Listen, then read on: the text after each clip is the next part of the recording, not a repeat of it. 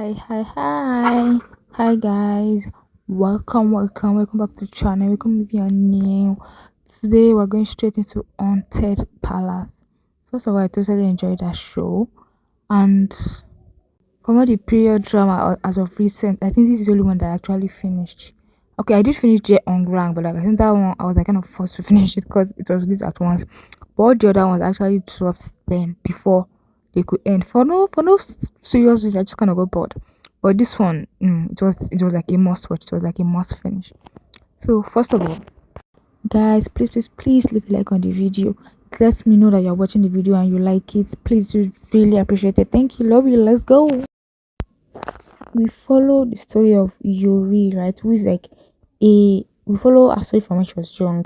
She has like a shaman grandmother, and we can also tell that she also has like the spirits, the shamanic gifts, and we can see that she's not exactly like embracing it, even after witnessing like her grandmother die while like doing some kind of ritual. So she grows up and like picks up another job as an eyeglasses artisan while keeping a shamanic like gifts like kind of low key. But she can't really do that because I think she can't help like helping maybe ghosts resolve their issues and then ascend peacefully. This, that. And then the first episode we see her like going to like make glasses for this nobleman, but she couldn't help but see like the kind of evil spirit ghost wandering around the house, and then she found out that the lady of the house, the daughter of the house is like sick, and she could see that it was caused by the ghost. So we see her like trying to like kind of help the girl, trying to like fight the ghost, trying to like help the ghost also like get the ghost to like resolve their issues and like go to the afterlife. But like no, the ghost is what is like busy being a ghost, busy being like enjoying like terrorizing the family and all.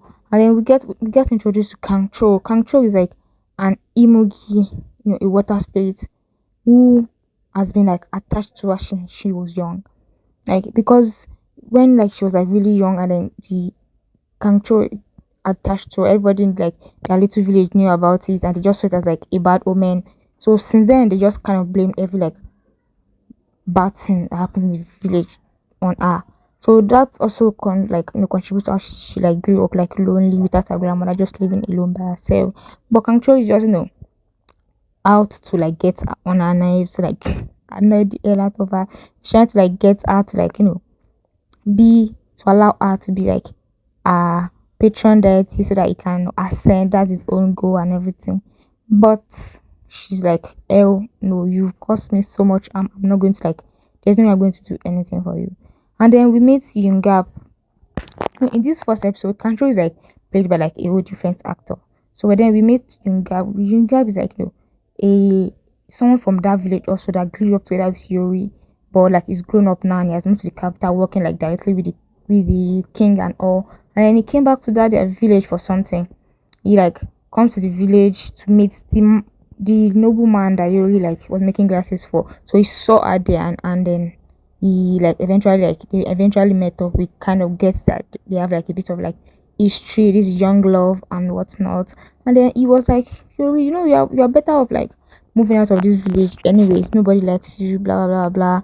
Come with me to the Anyang, and you can even make glasses for the king. And Yuri really has like no reason to say no because she does kind of like him. It's an opportunity for her to not be lonely. It's an opportunity for her to move out of this like village that doesn't really like give her much. Why Kantrok on the other hand is like, I don't we should not go there because he automatically follows her. He's like, we should not go there. And he's like, oh, just because of you, I'm going there. So we follow her like a journey throughout like the palace, but like what she gets like gets into in the palace and everything like that.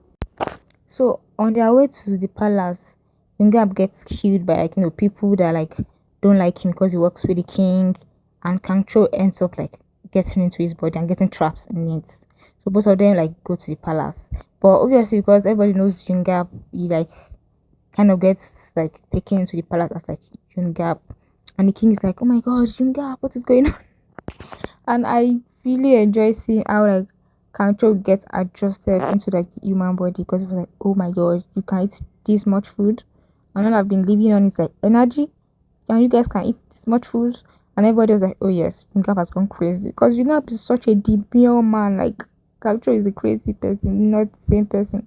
And I really like how the king like quickly figured out that something was going on, and I like the fact that the king like was like aware of it like from early on because I thought it was going to like drag on. So I was quite like I found this like really nice that the king was like letting on on the on the gist quite easy. They get to the palace and like quickly find out that Yungab did not bring Yuri to go and make glasses for the king because the king was also thinking at what was going on because he definitely doesn't need new glasses.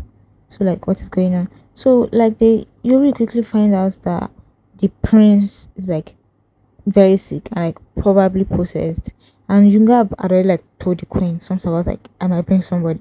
So the king was aware and the queen was ready to let anybody help help our son. So only the king had to be let in on that. And then when it comes to like saving his son, when he because he didn't want to believe that it was like a ghost that was possessing his son.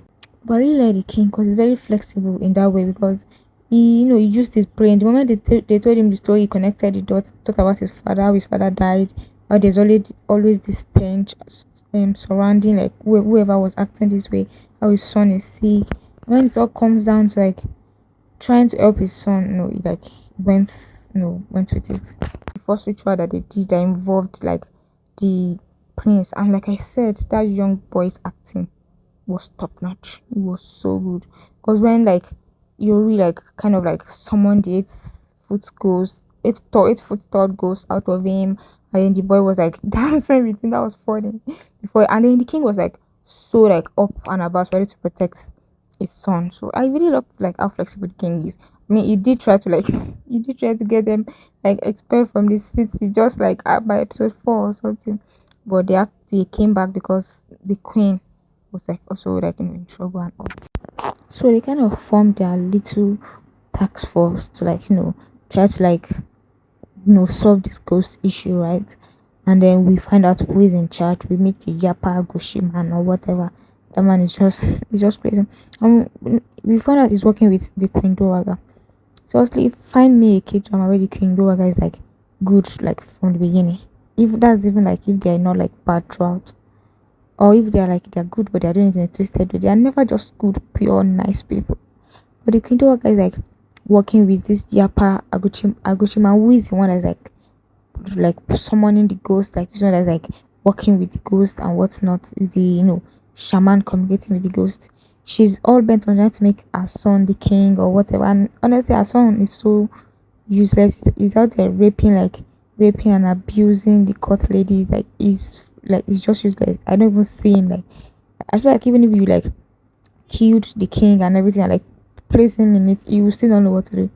So I really did not like forget what she was fighting for. But she was there not liking the king and his family and going as far as like helping the Yapa Agushi man to attack the queen because she found that the queen was pregnant. Crazy. And then she eventually, because she couldn't get to the queen because Yuri and Kanto were able to, they figured out, they dealt with it and all.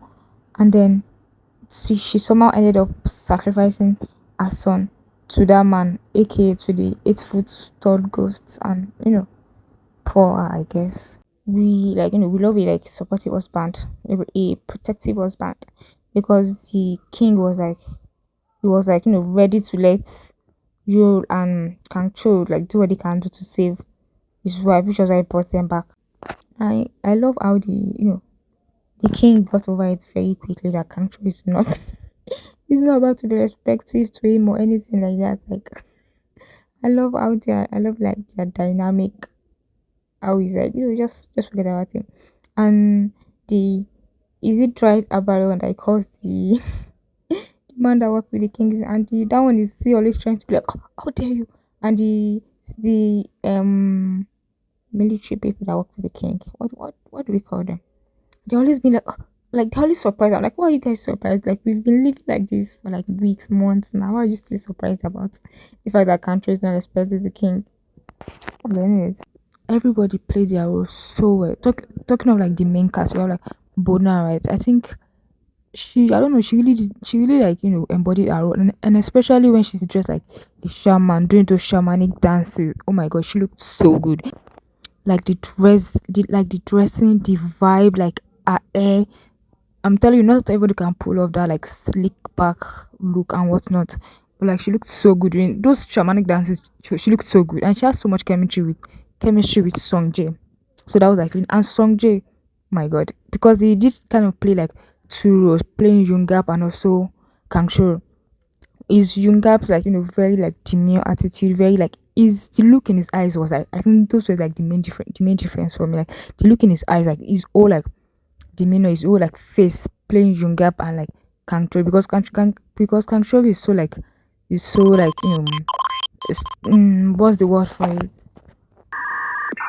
Because Kangchol is such like, such a mess, where Yungap is so like demure, so like, he is so such a, and he has so much chemistry with Bonam, and he also has so much chemistry with the king. And you guys will not believe this. When I started watching the show, I think like two episodes in, I was like, I definitely, or maybe like the first episode, I was like, I definitely know this king. But I've been trying to like train my mind to like train myself to not out to not like fall into give into the urge to go and like search where I know an actor from. So I like took a deep breath and I was like, I know him, and I just like left it at that. So I down the line, like maybe episode 4 or something, I went to like browse the show, I think, to check how many episodes it actually is. And then I just went in to like, check everybody, and then I checked the king, and I was like, oh my god. You guys, I know him, but I did not connect it that it was the guy from Flower of Evil. You guys, you will not believe how flabbergasted I was. I for some reason, he looked like a whole different person to me. And that was such a that was such a turn from his Flower of Evil character, like a walking green flag king, like the most, I don't know, greenest flag of what the Joseon kings that I've seen in shows, because he was like such a good king, a good father, a good husband, a listener. Like, he was a W king, and it's like a mini second role as the possessed king. Love the vibe change, like love the vibe change. I think they, like I said, they all did like such a good job. The vibe like change overall, everything just like bringing back this is like cool, like, it's cool aspect that I think we see a lot of. So that was nice. And the young prince, oh my god, that, no, it was so good. That young prince was so good. Like, he did not look awkward, he did not look out of place. He looked way too perfect in doing like in those roles of him being like possessed and everything. And even when he was like not possessed and just being like a cute little like prince, he did it like so well. And when it was like when it was like emotional, I think everybody in this show, they're freaking crazy. They're so good. And even the queen and the queen mother, because when she also became so docile, when she became so chill after she realized that the yapper used her, she like came down, she like calmed down so like so quick. It was so funny to see her so like gentle, so like so you could be like this. And the queen was just overall, she was just like, she was just so cute throughout. She was so queen, if you know what I mean.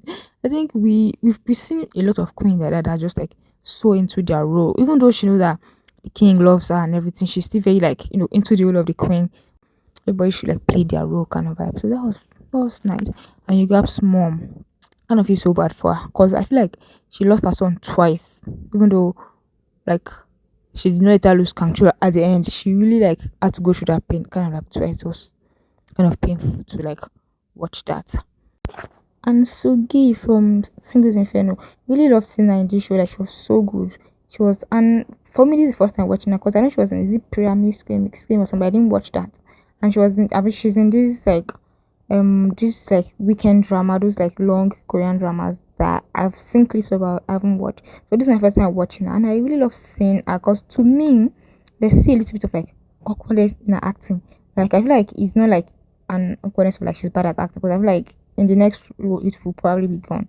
Then I kind of like seeing that maybe it seems like she's starting small. She's not exactly like bumping in like a female lead role. So I'm looking forward to seeing her in a female lead role for sure. Because the story overall is so like interconnected. Unless I'm like narrating the whole thing, I feel like I have to like, there are a lot of parts that at the end of the day they don't stand on their own. But then something else to note was the king's grandfather. I was, I kind of felt bad for the king because the king was so disappointed about that. And then I was like, you are the king's grandfather. Like, what, like, why would you like be against the king? And then after he got caught, he was all proud and like yapping. I was like, wait. And then he got caught immediately because like everybody was there as a witness. I mean, that was so smart of the king. Like, I'm glad they did not track that any longer. And the fact that he just went to the yapper guy, tried to like brag to him, and then he got killed immediately. I was like, are you kidding me? That was like such a useless, like when like your anger is like turning to something useless, because at the end of the day his villainess didn't even matter. It was like peep, you're gone, you're like you are not even that important. That was so sad for him. And then we have the story of this like 8 foot tall ghost, right? Because when we were telling the story, I was like, how can a king be like running away during war? Like, I mean, most kings, you're supposed to at least be in the like, be in the planning board, even if you are not like in the front line. You're supposed to be in the planning room, cooking up tactics and stuff like that. So him like running away with his full chest, and then the 8 foot tall ghost when he was alive, he even suggested, "Oh, King, you might be safe here." Like, he even suggested his own hometown out of his kind of his heart. And the king took that as an opportunity to like make so much people lose their life for him. That was naughty. That is not a virtuous king at all. That's all a sage wise king. I mean, definitely not. And like the way they had to like tie down the 8 foot tall ghost when he was alive. The way they had to like tie him down so that they can sacrifice his people. They couldn't even be like, yeah, go do whatever you can do, but like still send the people. I think that would have been like a little bit of like he has a little bit of like sense in him, but like he did not have anything at all. And the the nobleman from episode 1 who happened to be like a whole very important guy at the end of the day because his like ancestors, we don't even know if his grandfather or something was like part of it, was a witness, and he was one that recorded it. That was like, and I gave the king the opportunity to like find out what happened and even like acknowledge it and all. I mean, I really love the king. I think I mentioned how much I love the king because he went out of his way, like he stood up, went on the journey to go and find out this information on his own, which is like very nice. We don't see that a lot. And when they explained that the grudge of like the 8 foot tall goes past just his own, like the grudge, that's why it's 8 foot tall, because 8 feet tall, because it has been like the grudge of like all the people of that like village merged into one. Like, it makes so much sense because it just goes sacrifice for like one person. And maybe that was just that's the story is like so sad, and kind of justifies the kind of justifies the grudge. And even when the Isfutor ghost took over the king, you could see that he tried as much as possible to not kill anybody that was not related, unless you ask for it. Like all these noblemen that kind of died in the making, unless you ask for it. And then it was kind of sad to see that because at the end of the day, somebody had to die. It was kind of sad to see that it was the queen that died, even though she didn't have like so much impact. I feel like because of her character, she was just lovable. She was just like very lovable character. So that when she died, it was painful. But because she wasn't like that prominent, it was not as painful. So it was easy for us to be like, oh yeah, nice ending, blah blah blah, like moving on. So, but the 8 foot ghost, he did like stress everybody out because he was like possessing everybody, trying to kill everybody. I mean, trying to kill this poor little prince. That prince was like too cute to die like that, please. But then I'm glad like his grudge like got to relief because he saw how sincere the king was, and even he said after all these years, I can't believe like all it took was like like simple words coming from. That just shows how important words are. When when the 8 foot goes released Jungap and was able to like inhibit his body again, and then because we know that Control can't get out of that body, so I was like, is he going to like be back in his old body? Is he going to be somewhere? Then I was like, we just be inside him because we know he cannot get out. And the Yapa and the 8 foot you guys 8 foot tall goose wanted to like use Jungap to like attack the king, and I mean like it doesn't even like sit well with his character. But his character is someone that loves the king and like loves the should I say the kingdom and everything.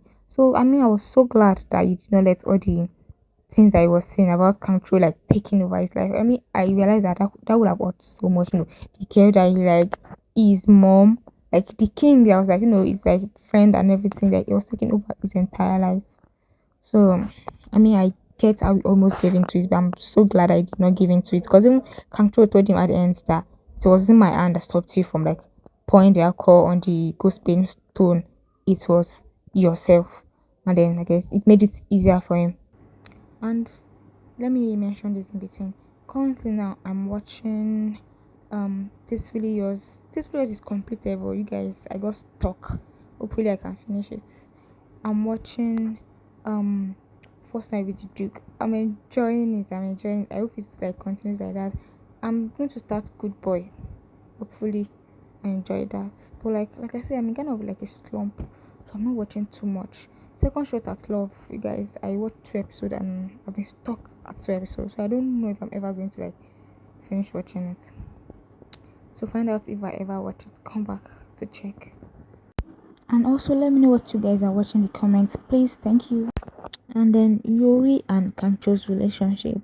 I mean, it did like get a bit take away for them to like get to anywhere because Yuri was like kind of all hung up on Yungab, the actual Yungab, and then she was like, His face is there and everything, but I know he's not the one inside."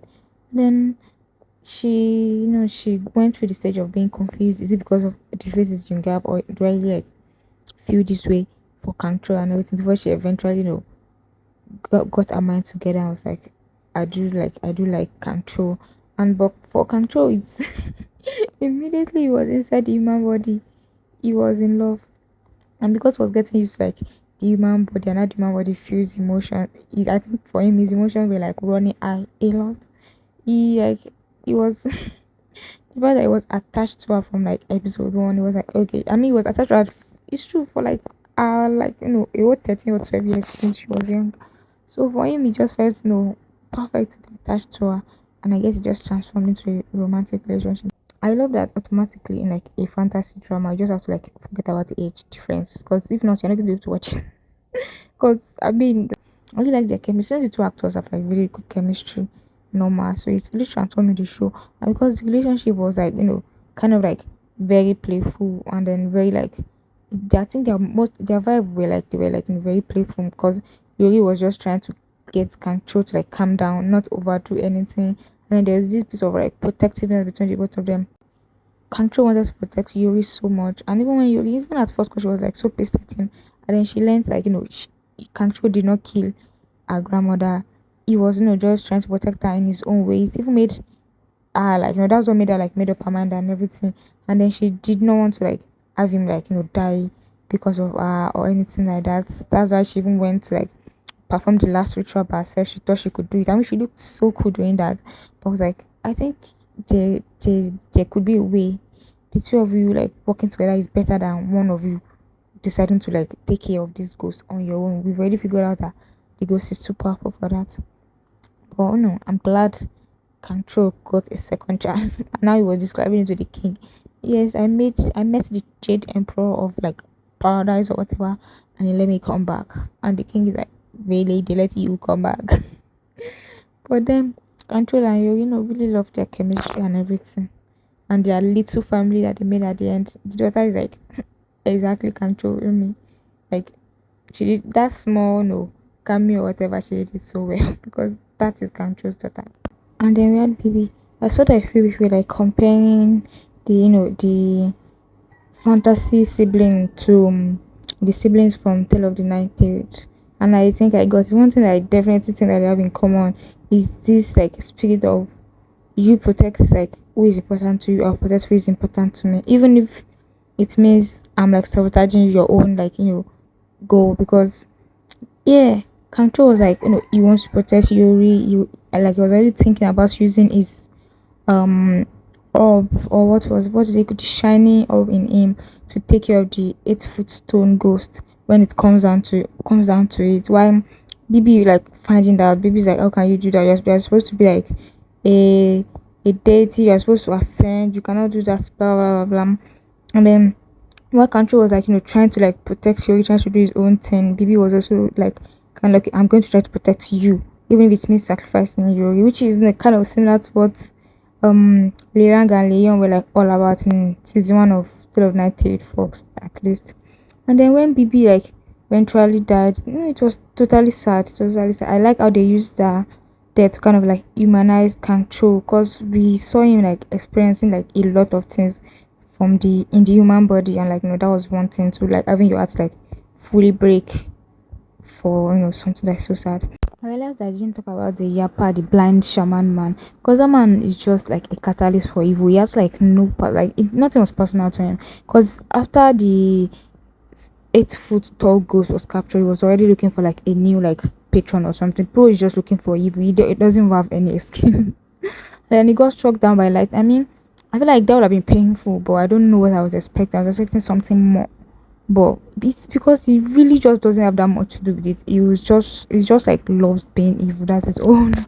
And then one thing that I would say amazing is that that I'm not like vibing with the most in this show was the shining of the like lights coming out of like the the Imugi's like stomach. I'm like, what? They look ridiculous doing that. I'm sorry, they look ridiculous doing that. And this is not the first time we've like seen of like an Imugi in a show. There was even an Imugi in like Tale of 98 Fox one, right? And I don't think they mentioned anything about the light shining from the stomach. I'm telling you, I was like, that's ridiculous. One thing that I love again was how control like cool, like someone like a big like sword from one tiny sword that Yori gave her. One thing that you can sell me on every time is a paranormal being that can wield a sword. Oh, you guys, wielding a sword from nowhere. Oh, you've got me. You've got me like Tail of a Nine-Tailed Goblin. Yeah, I feel like there's one other one that I can't remember, but like wielding like a sword, a weapon from like thin air. You got me on down. You got me on down. But anyways, this show was like really good. I feel like there's not much to diverge into, because at the end of this day, like the story is just like one story. There's no like story in between. All the stories in between are like, quite small. They just all lead to one thing. But it still wasn't like, it still made it like so boring, because of some shows you're like, why are we still like trying to figure out this one thing? I'm so tired. And so this like a show with like 16 episodes that I've watched in like a while. I'm telling you, these days I'm getting tired of several episode shows. So this show being 16 and I was like eager to finish it, I think that was really nice. And I'm not going to lie, I did get a bit tired. I don't think it was the show. I think I recently have this like like a K-drama slump where a lot of the shows that I started I'm not even ending them. So I think that's more like of the issue. But then it was really good. I really recommend it. I really, really recommend it. It was so nice. And when it comes down to rating it, I think I'm going to go as high as 8 points. I'm going to give it as high as 8 points. I love that there wasn't too much drama. Since I could have left like too much drama, they were like cut off. And then, but it could have been a little bit more interesting, because I'm not going to like get bored a little bit towards the end. But like it didn't like stop me from watching the show. It was like, also don't forget to like the video, subscribe, leave a comment, and come back for more. Bye. Yeah.